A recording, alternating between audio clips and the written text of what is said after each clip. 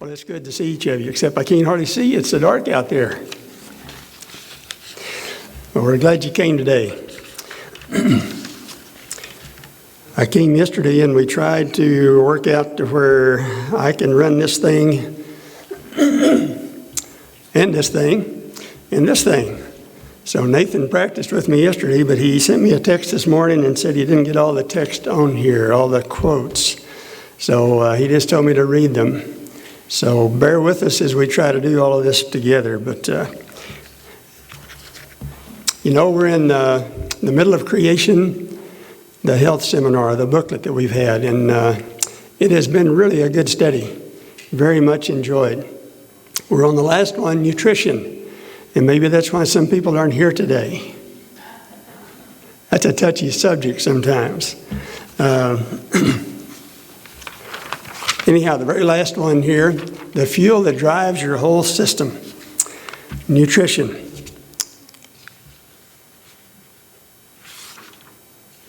See if I can make all of these work. Nutrition, your source of growth, regeneration, and delight. He said he was going to add some in here, and we'll play with this and see here just a minute what he got and what he doesn't. Your body is the temple of the Holy Spirit. 1 Corinthians 6:19. So we have some responsibility for what we do with our body, don't we? Before we get into the next one, I want to read just the introduction, and it gives a little bit of a short summary of what nutrition is about in the booklet that we studied through. It says, the big picture. In the beginning, God gave us the best diet possible. Today, scientists are discovering more and more about the amazing benefits of eating a diet that closely resembles the Garden of Eden diet. Genesis diet, some people call it. In fact, the Navy spent thousands and thousands and thousands of your taxpayers' money studying what's the best foods that will help with people, the men and the women on our ships, in the submarines that are away from shore for literally months and months. And guess what they came up with?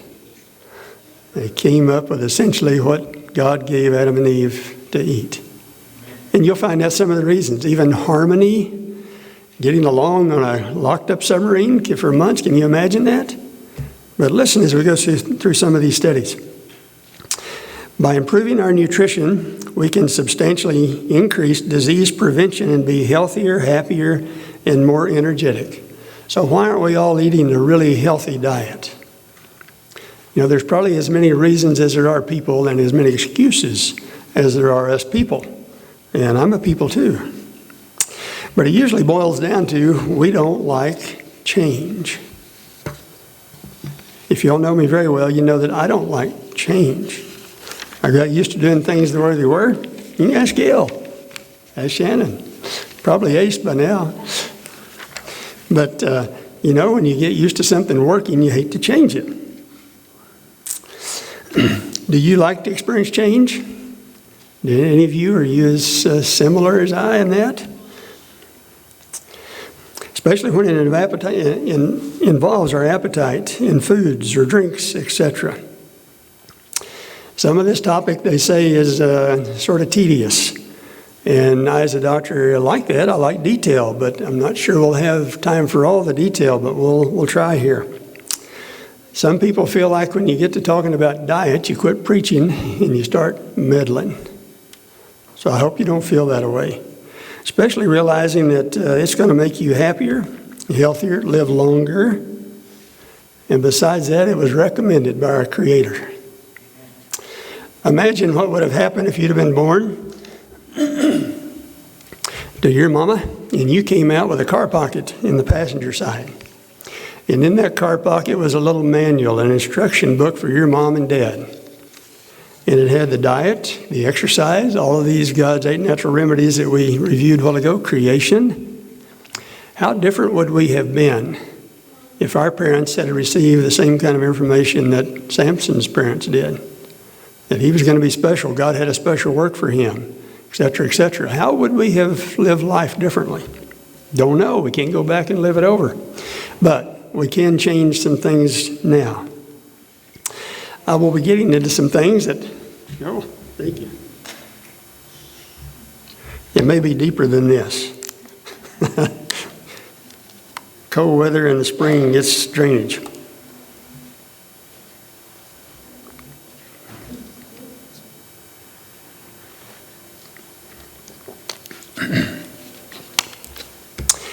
As I was preparing for this talk, I got into some books that I mentioned partially last week.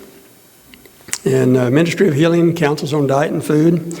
And I found that I had already marked a lot of the things even back in high school.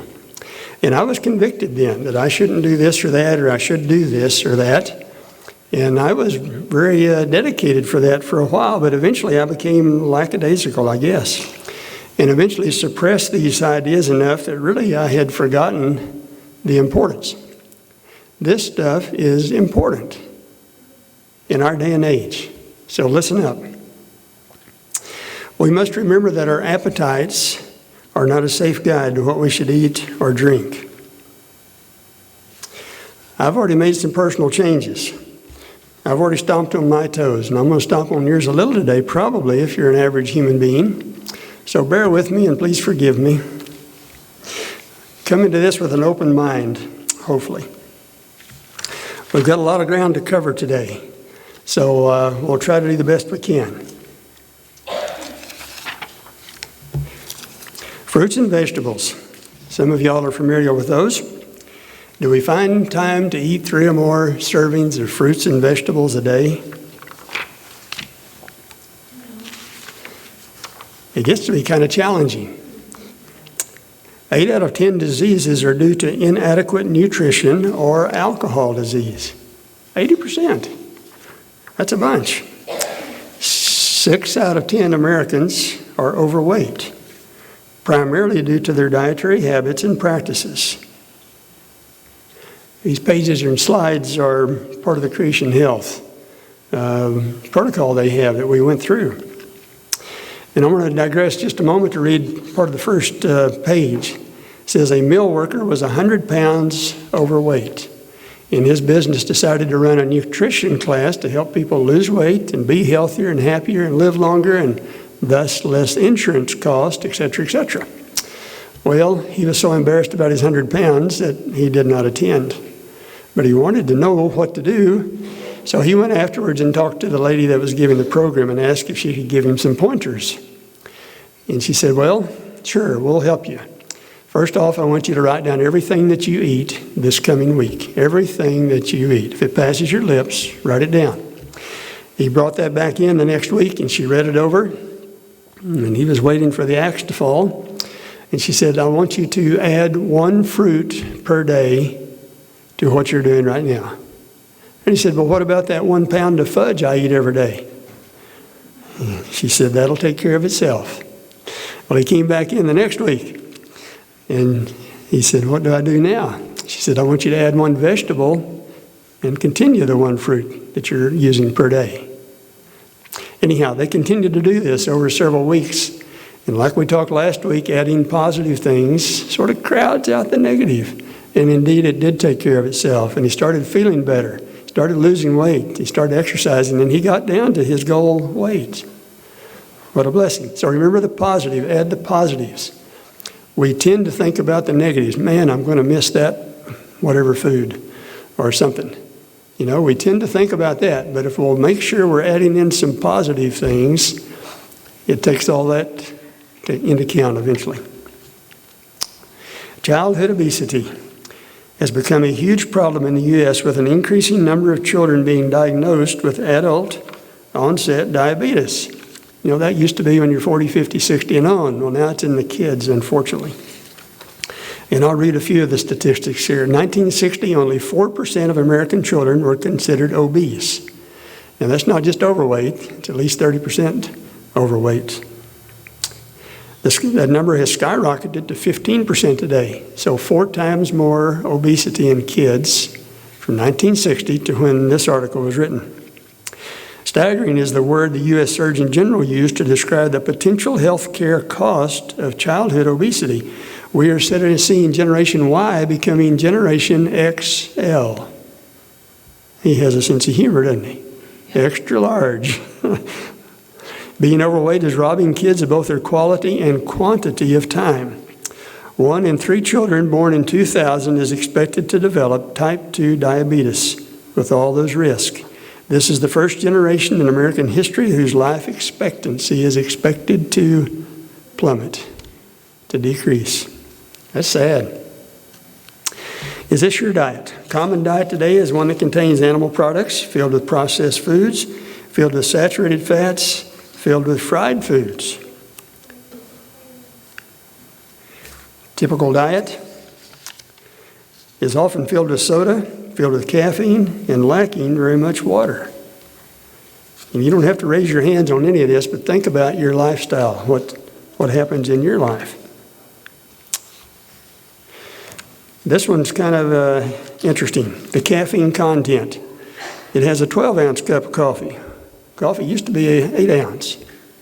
But in an 8-ounce, it used to be in the 50 to 60 or so milligrams caffeine. Well, now it's 156 to 288 in a 12-ounce.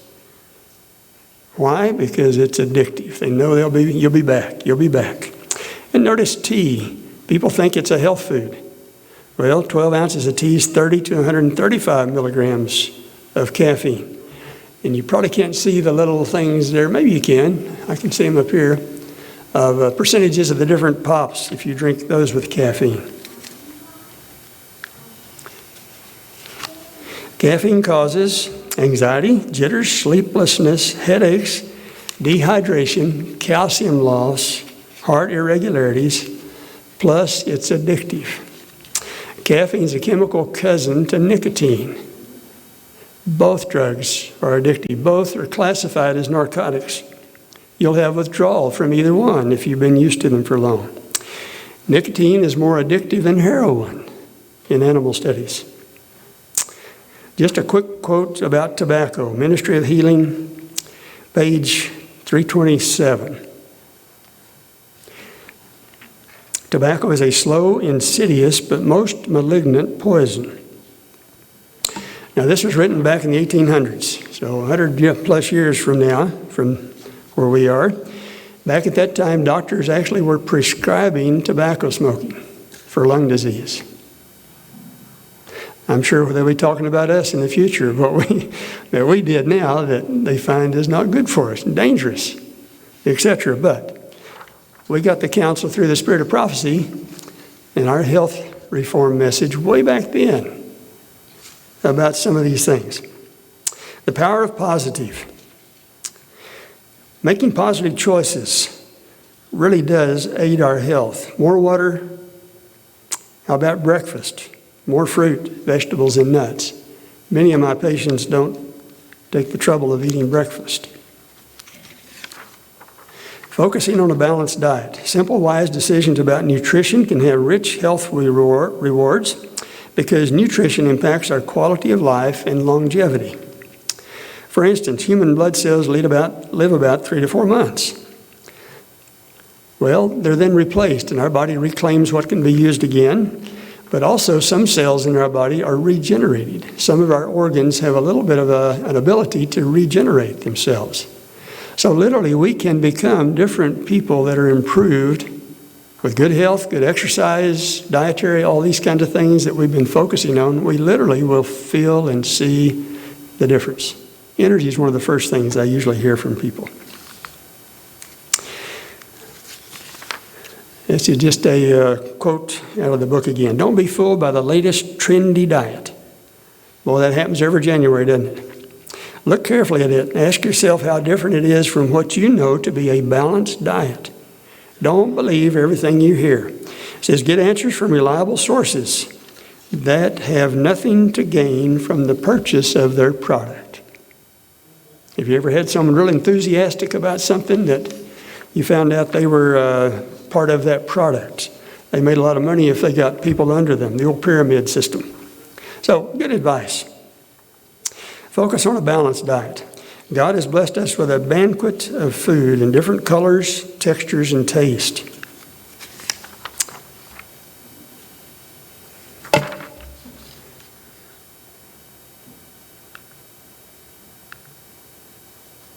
Must have got away here with something. Sorry, it didn't get put in here. Okay? Anyhow, let's see. Food is a blessing from God. It is our fuel for living an abundant life. The closer our food is to the way God made it, the healthier it is for us. Eat to live and not live to eat. There we go. Sorry.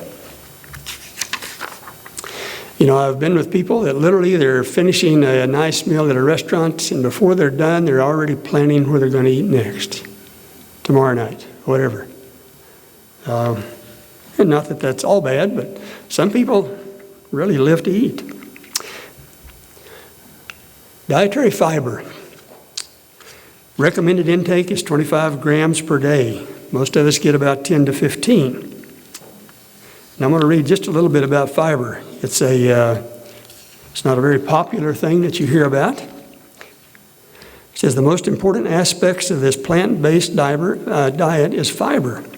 And these are legumes, whole grains, pastas, vegetables, fruits, and nuts, and beans.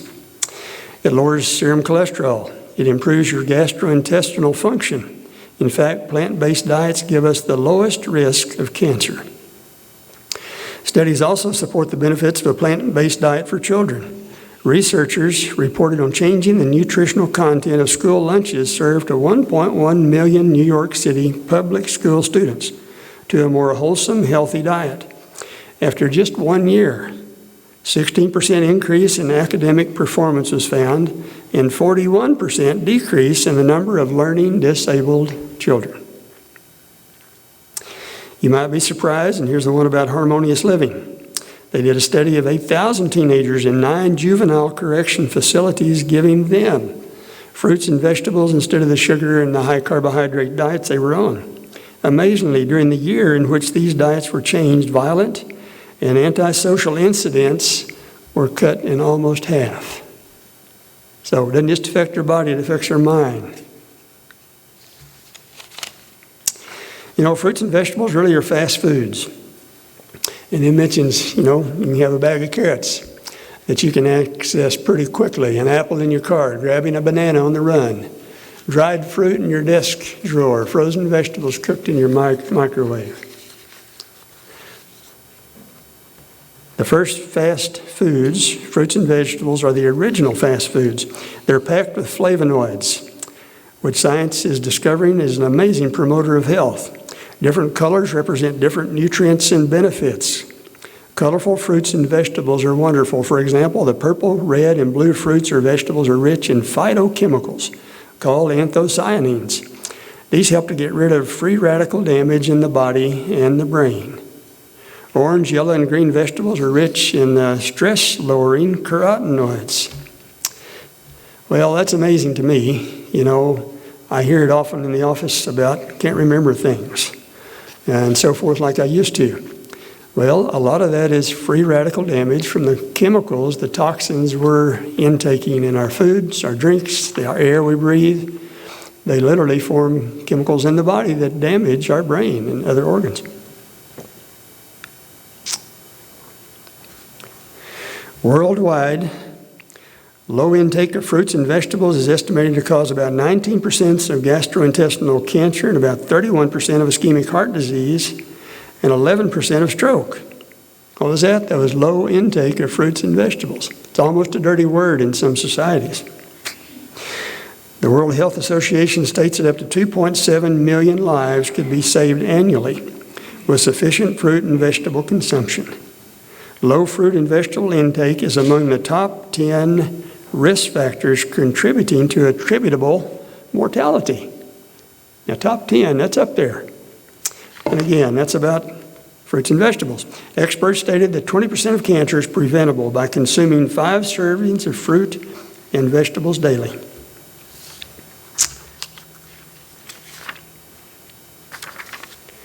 Let's see.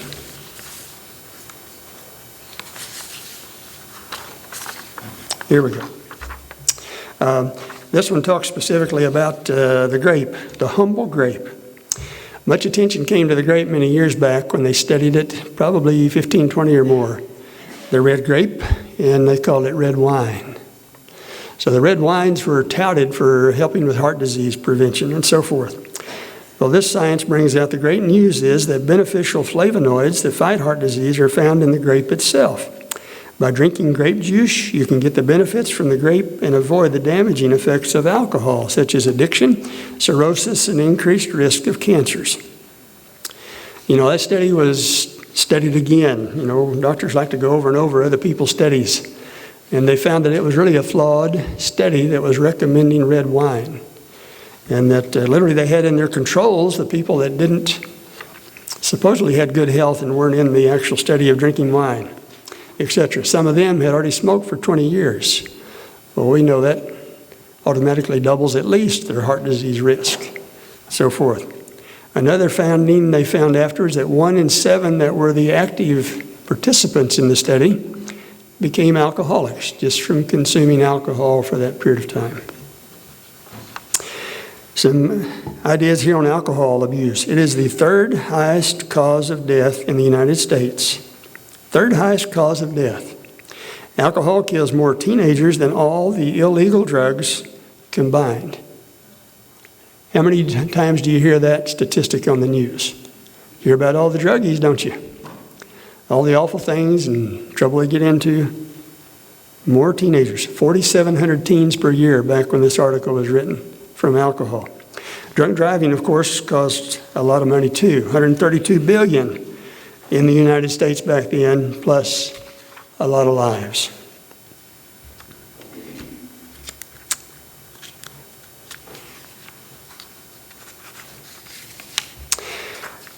Our goal should be to eat 5 or more vegetables and fruits a day. And that's a challenge. It is, but before long it can become a habit if we make those choices. Cruciferous vegetables. That's hard to say.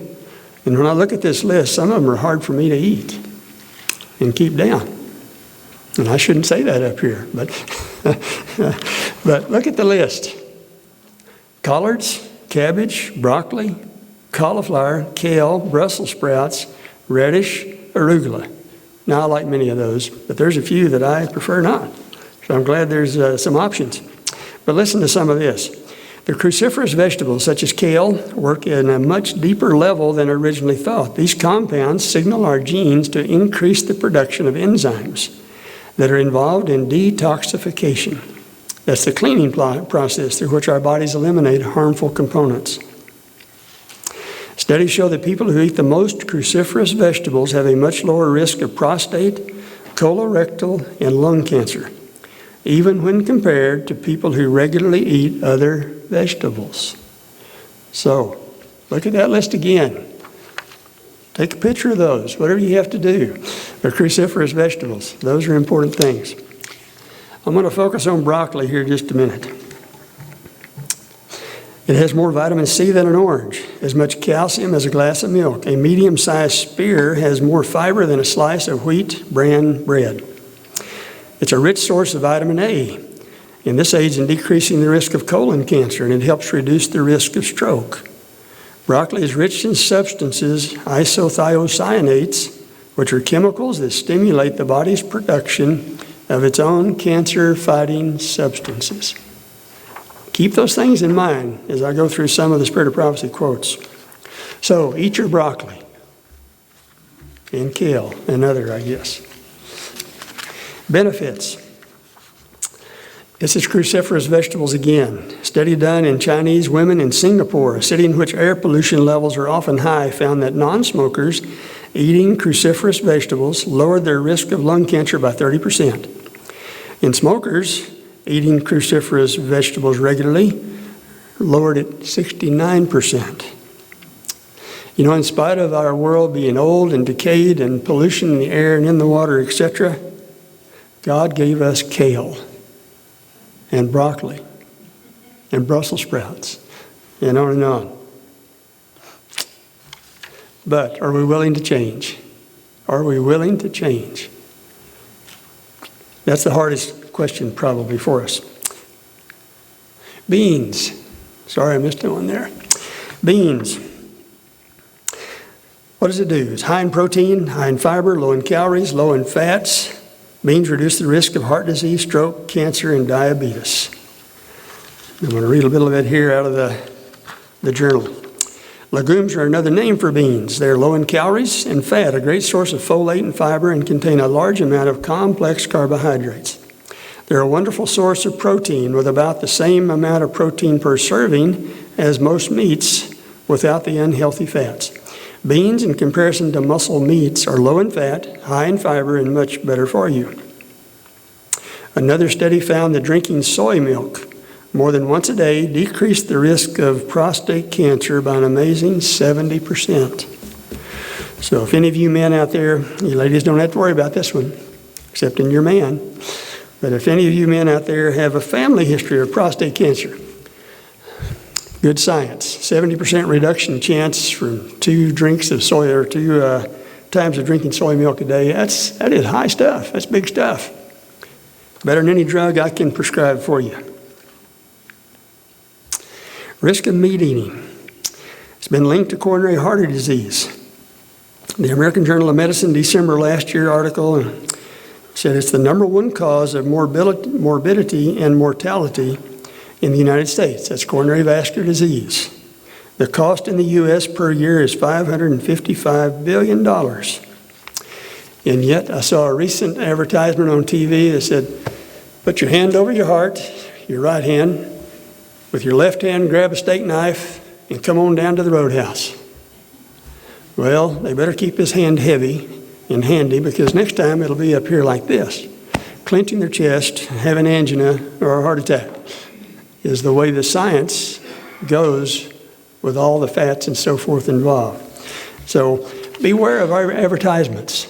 Beware of magazines, beware of TV commercials, etc. We behold things and we become changed by what we behold.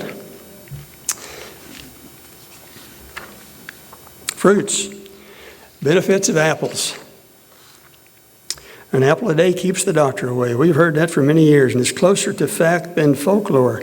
They contain flavonoids and phenols, excellent source of antioxidants, again helping our cells not be damaged by the chemicals we consume. It's best to eat the whole apple with the peel. The pectin, which is primarily found in the skin of the apple, grabs toxins such as lead and mercury and removes them from the body. There are soluble and insoluble forms of the pectin, and one of them helps to bind LDL cholesterol. That's the bad boy that plugs up arteries. And the other one literally helps the liver not make so much cholesterol. An apple, the lowly apple. It's a wonderful fruit.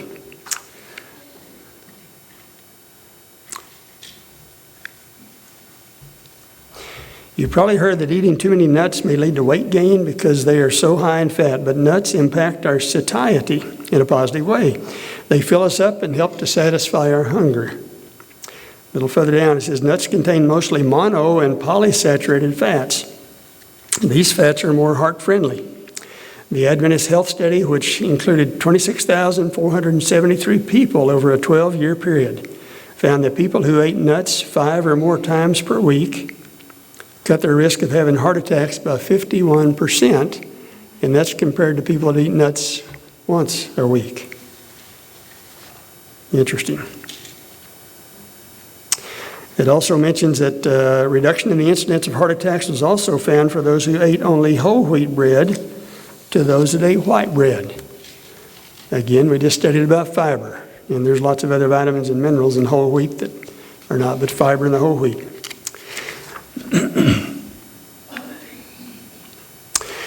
Nuts are not only are good for you and good for your heart, but they're good for your brain too. Instead of making you go nuts, they help your brain function. Almonds are definitely an excellent source and choice because they are higher than any other food in alpha-tocopherol.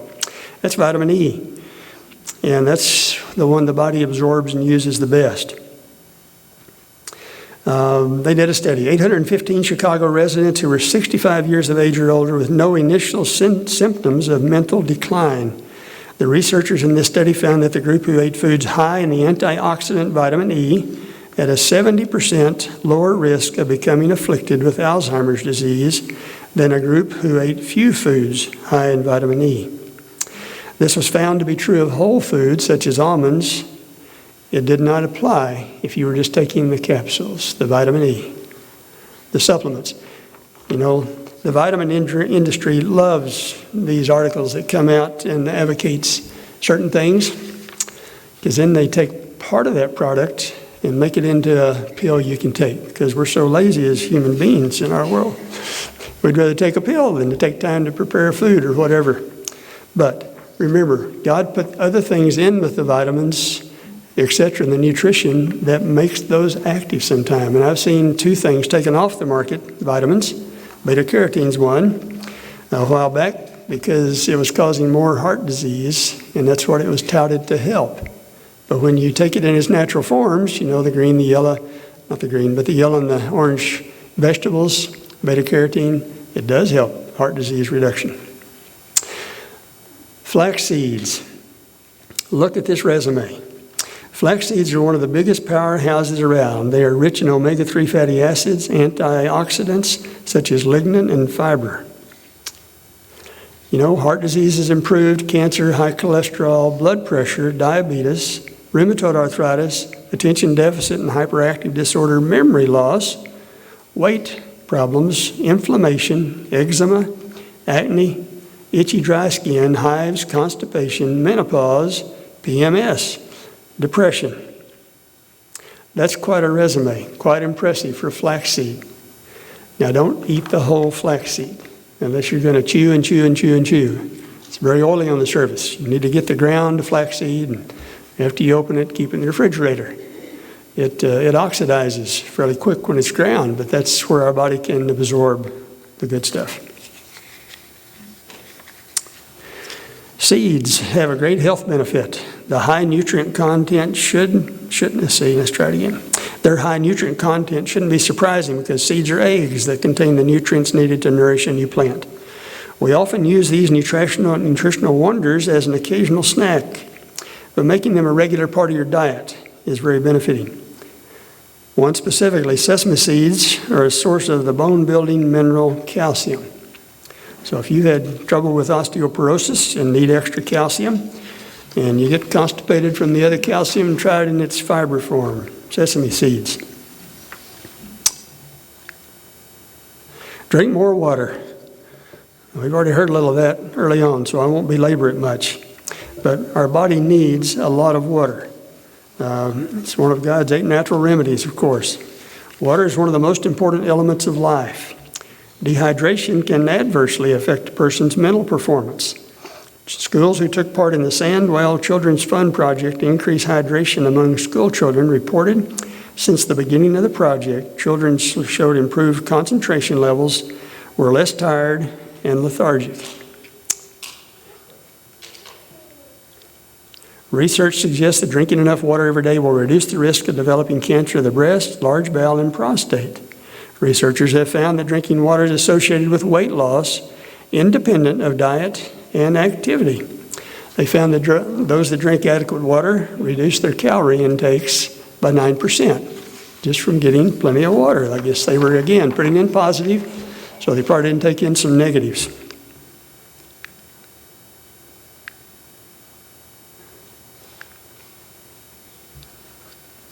Somewhere I missed that one. Oh, here we go. Drinking enough water every day will reduce the risk of 3 of the 4 most common types of cancer. Colon cancer by 45% in women, 32% in men. Breast cancer by 79%. Postmenopausal women, and then 33% in premenopausal women. That's just water. It's not a drug. Just water. So be sure you're drinking your water along with your broccoli.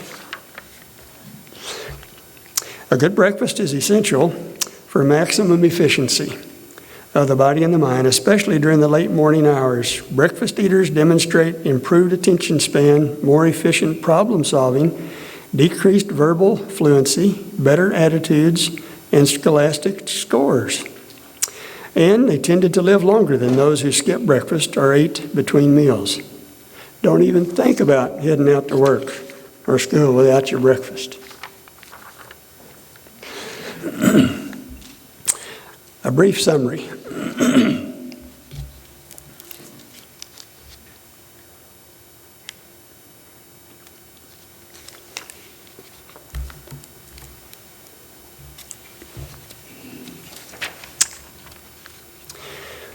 You know, food is a blessing from God. It's our fuel for life. God's eating plan is found in the Bible, Genesis 1 and 2, and other places.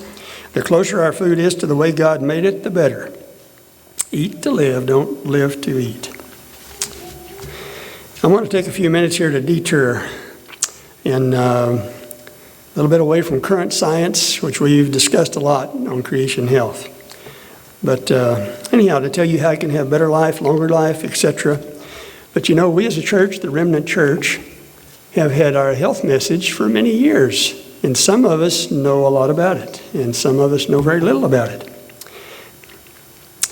It was given to us so that we could actually be an example, like the children of Israel were supposed to be an example to the people around them, the neighboring tribes, etc.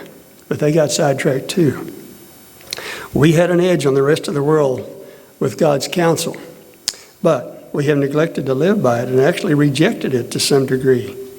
And as you'll see in the research, the world and their research is often ahead of us now as far as spreading the good news about there is a better way than drugs and so on and so forth to live a healthier life. This information is not something that is best received in an audience like this. It's best received if you'll grab the books yourselves and read and study and ask the Holy Spirit to guide you. It's hard. I mean, I stepped on my toes. You should see my right toe. It's still red. But that was the tree trunk that fell on it. But I did step on my toes, and I'm going to continue to step a little on all of our toes. But I'm going to present some things out of the Spirit of Prophecy. And if you would like these later, you're welcome to have them. I want to start with just a question. Dr. Corrigan is renowned for offering questions, the first part of his class in Sabbath school. And these questions are such that you might interpret them more than one way. And you're supposed to hold up an answer of yes or no on these. And you ask, well, do you mean this? And what does he do? He bows his head and he reads the question again, exactly word for word. Well, I'm going to ask you this one. Will there be any meat eaters in heaven? I hear yes and no's. Okay. We'll come back to that. What about tobacco users? Alcoholics? Tea or coffee users? Will there be a Starbucks in heaven, a golden Starbucks? You know, if you knew there was not going to be these things in heaven, would you cancel your reservation? Interesting. I heard a yes somewhere and a no somewhere. Anyone care about the meat eaters? I totally agree. Probably going to outnumber us that are vegetarians, etc. And there's going to be a lot of alcoholics there too that have given their life and heart and habits over to God, etc. But in Dr. Corrigan's class, you've got to say yes or no. But as you can see, you can take the question many ways. Are we going to have steak the night we arrive in heaven? No. There's not going to be any death in heaven. Are we going to get drunk and have an orgy and on, partying that night? No. We're supposed to be preparing for heaven here.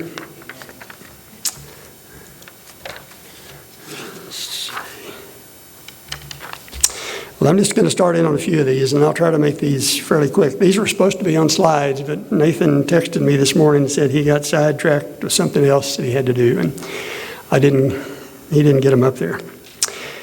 It is a mistake to suppose that muscular strength depends on the use of animal foods.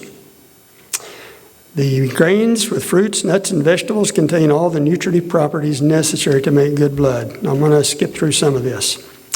Those who eat flesh are but eating grains and vegetables secondhand.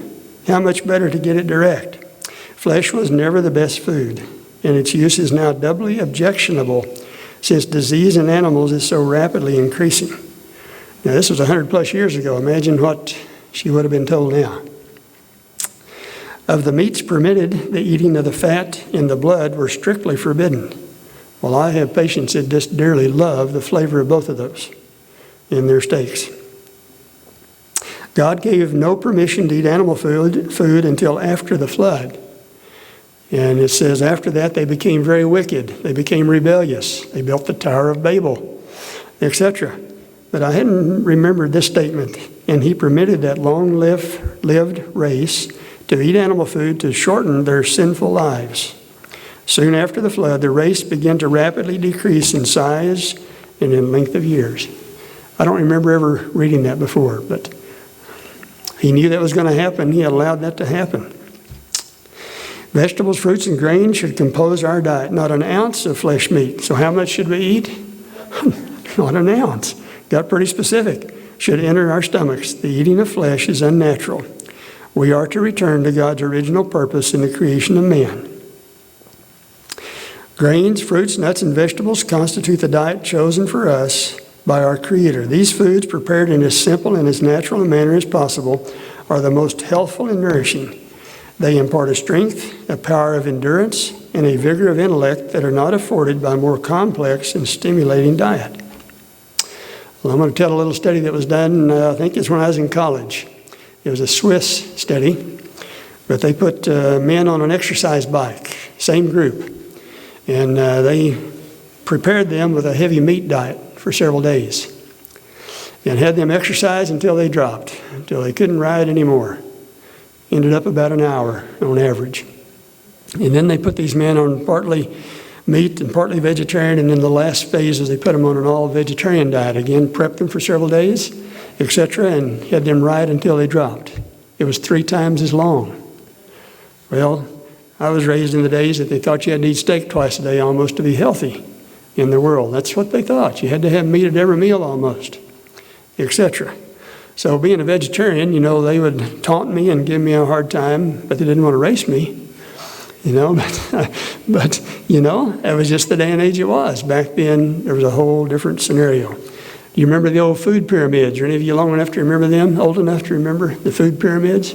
Used to be the base was a big old heavy one with meats and cheese and all the heavy kinds of foods and cream. And way up at the top, you get some grains and vegetables and fruits. Well, they flipped that over many years ago. They put it on its side for a while. I think now it's in a plate form where you have helpings of this and that. But even science is catching up. The liability to take disease is increased tenfold by meat eating. And I don't know who eats meat in here, but I'm not trying to pick on anyone. And it's not me picking. These are not my words, by the way. But it's good to read them. The eating of flesh meats has made a poor quality of blood and flesh.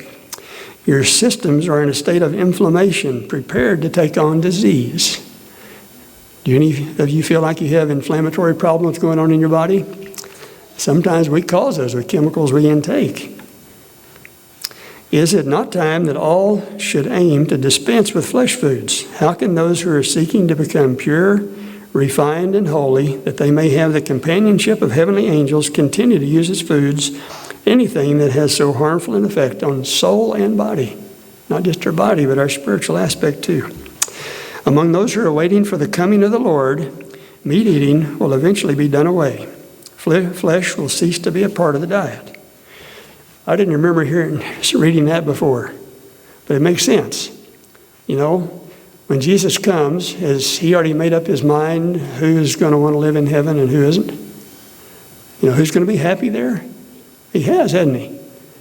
So I have to get my act together, literally. Here's a little bit of hope from us. None should be urged to make the change abruptly. When I hear these kinds of things where I've got to change, you kind of rankle against it almost. But people that climb Mount Everest, they don't just walk out and do it one Sabbath afternoon. They practice, they plan for it, they get the equipment for it, they start doing positive things to get themselves ready. Well, it's the same as we change our habits. Now, this is the quote I had mentioned previously about the children of Israel. Had they been willing to deny appetite in obedience to his restrictions, feebleness and disease would have been unknown among them.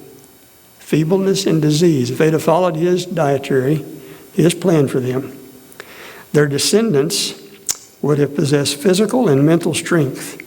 They would have had clear perceptions of truth and duty, keen discrimination, and sound judgment.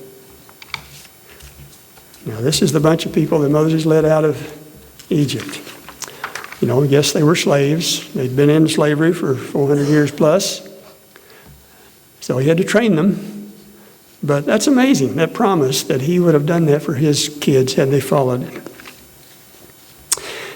Here's one that hit me hard. Cheese should never be introduced into the stomach. I rationalized that for years. Well, maybe cheese was made different back then.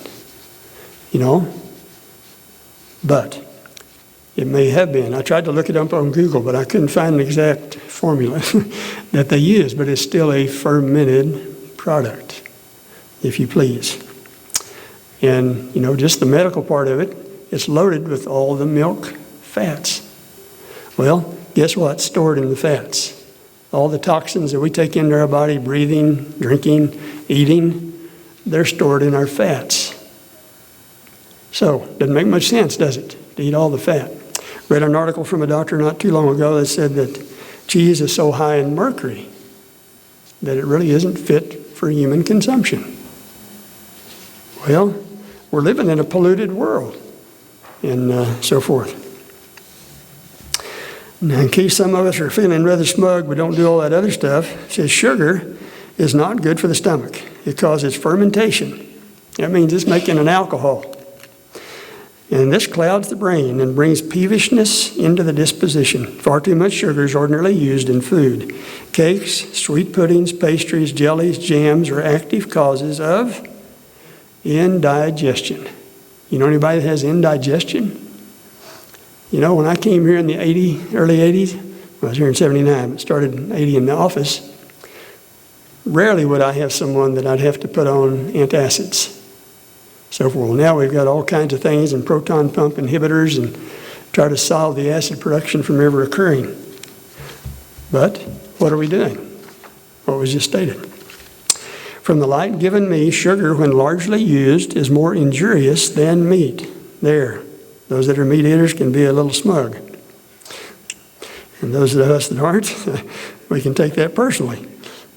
Could we know that animals were in perfect health, I would recommend that people eat flesh meats sooner than large quantities of milk and sugar. It would not do the injury that milk and sugar do. We know that even low-content drinks, such as beer and red wines, etc., have enough alcohol. We know they kill brain cells and liver cells every drink. There's not a safe amount. Thankfully, we have thousands and thousands and millions of brain cells and liver cells. If I had time, I'd tell you a story of a CAT scan on an alcoholic. And I'll summarize it. He has a very shrunken brain. You look at it and you wonder where all the brain is, and it's been replaced with just the fluid, cerebral spinal fluid. Tea and coffee are stimulating. Their effects are similar to those of tobacco, but they affect to a lesser degree. Those who use these slow poisons, like the tobacco user, think they cannot live without them because they feel so very bad when they do not have these idols. Those who indulge a perverted appetite do it to the injury of health and intellect. They cannot appreciate the value of spiritual things.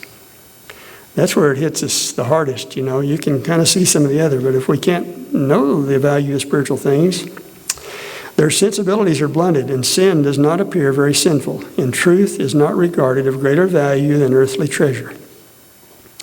It sounds like the Laodicean church, doesn't it? Kind of asleep, yes. That's the time and the age that we're in is Laodicea in Revelation right now. And you can kind of see, well, maybe we're causing some of that, so forth. Tea and coffee drinking is a sin, an injurious indulgence, which, like other evils, injures the soul. These darling idols create an excitement, a morbid action of the nervous system.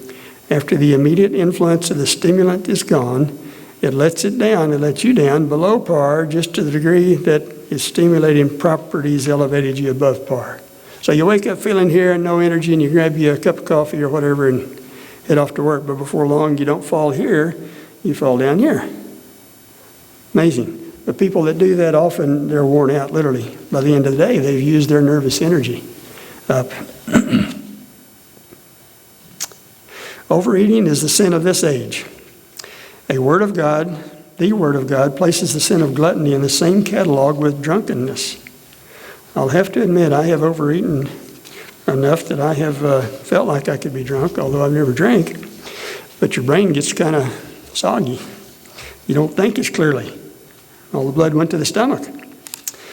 As a people with our profession of health reform, we eat too much. Indulgence of appetite is the greatest cause of physical and mental debility. Did you catch that? Indulgence of appetite is the greatest cause of physical and mental debility and lies at the foundation of a large share of the feebleness which is apparent everywhere. That's a heavy one there. The sin of this age is gluttony and eating and drinking. Indulgence of appetite is the god which many people worship. Those who have received instruction regarding the evils of the use of flesh foods, tea and coffee, and rich and unhealthful food preparations, and who are determined to make a covenant with God by sacrifice, will not continue to indulge their appetite for food that they know to be unhealthful. God demands that the appetite be cleansed and this self-denial be practiced in regard to those things which are not good. This is a work that will have to be done before His people can stand before Him, a perfected people. That's what He wants of all of us, isn't it? Is it easy? Humanly speaking, no. But it's going to be worth it. Remember, we're living in the last days of Earth's history. Do any of y'all believe that? Do you hear it from people you talk with? We need to be preparing individually and corporately. There is those of us that are alive in the last days just before that need to become like Jesus and be ready for a heavenly environment. Earthly pleasures that we do now will have no significance when we get to heaven. We're told that our words won't even describe what John has seen. But it requires some changes. But Philippians 4:13 is, I can do all things through Christ who strengthens me. And we also have the promise that the Holy Spirit will empower us to do what God has asked us to do. Well, that's comforting to me, because you already know that I don't like change, but I'm willing. Creation health. Nathan asked me to remind you that this is coming up as a seminar again with the booklet and the classes. I've taken a lot longer than I intended, but I got started late too. But in the class, we have about an hour and a half to deal with that and to deal with some interaction questions and so forth. And it is really an interesting and a fun learning time.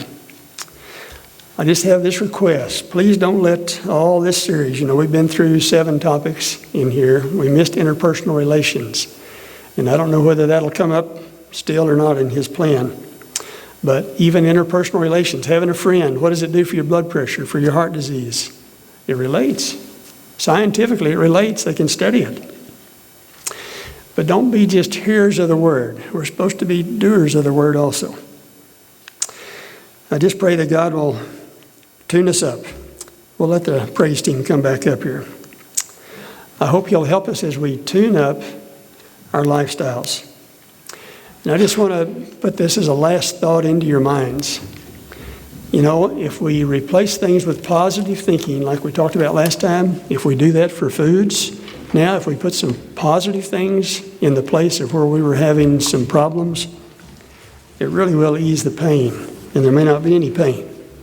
But thank you for your attention.